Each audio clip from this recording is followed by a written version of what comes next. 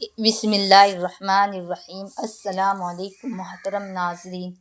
ایک ایمان افروز واقعہ۔ حضور صلی اللہ علیہ وسلم نے ارشاد فرمایا، بنی اسرائیل کی قوم میں کفل نامی ایک شخص تھا جو گناہوں کے کرنے میں بڑا بے باک تھا۔ ایک مرتبہ ایک عورت آئی جو غربت کی وجہ سے بہت مجبور تھی۔ اس نے اس کو 60 دینار اس شرط پر دیے کہ وہ اسے اپنے ساتھ گناہ کرنے دے۔ عورت راضی ہو گئی۔ پھر جب وہ اس کے قریب گیا تو عورت پیچھے نکل گئی اور رونے لگی۔ اس جوان نے پوچھا کہ کیوں روتی ہو؟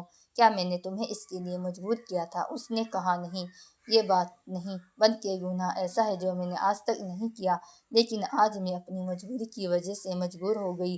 یہ سن کر وہ نوجوان اس سے ہٹ گیا اور اسے کہا چلی جاؤ، یہ دینار تمہیں بخش دیے۔ پھر اس شخص نے کہا کہ اللہ کی قسم، کفر کبھی آج کے بعد یہ گناہ نہیں کرے گا۔ پھر وہ شخص اسی رات فوت ہو گیا۔ صبح ہوئی تو اس کے گھر کے دروازے پر لکھا ہوا تھا، قد غفر اللہ کفر، اللہ نے کفر کی مغفرت کر دی۔ اللہ پاک ہمیں بھی تقوی سے آراستہ فرما دے، آمین۔